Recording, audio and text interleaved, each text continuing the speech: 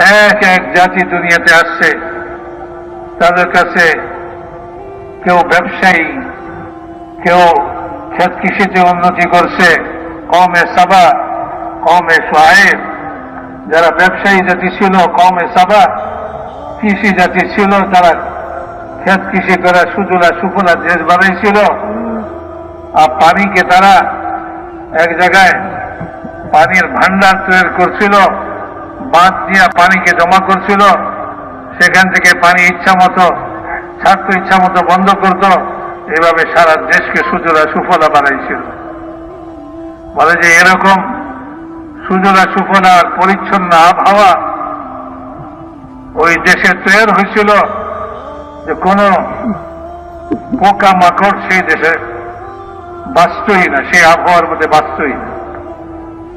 মেরে মহতরম দর্শক, এরকম তারা তাদের দেশকে বানাইছিল এই পানি দিয়া, যে ফলের বাগানে একজন খালি ঝুড়ি মাথায় নিয়ে যদি হাইটে চলে যায় তো গাছ থেকে আপনা আপনি যে ফল ঝরে পড়ে ওই ফলে তার ঝুড়ি ভরে যেত।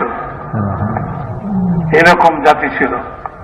আল্লাহ তাআলা তাদের সেই পানির বাঁধকে এমন ভাবে ধ্বংস করলেন, তারা ঘুণাক্ষরেও টের পাইল না।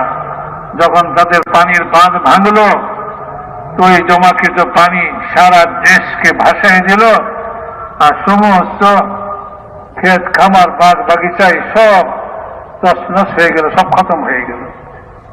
আর তারাও তাদের দেশ ছেড়া সারা দুনিয়াতে ছড়ায় পড়ল। বলে এখানে আর থাকা যাবে না, এই দেশে আর বাস করা যাবে না, এই দেশে যে সম্পদ আমাদের ছিল সবই খতম হয়ে গেছে, এখানে আর বাস করা যাবে না। তারা ওই দেশ ছেড়েই দুনিয়ার বিভিন্ন অঞ্চলে তারা চলে গেল। ওই দেশ উজাড় হয়ে গেল, খালি হয়ে গেল। মেরে মহতারাম দোস্তা বুজুর্গ, আজও তাদের সেই বাঁধের চিহ্ন বিদ্যমান আছে, আজও আছে এমন দেশে।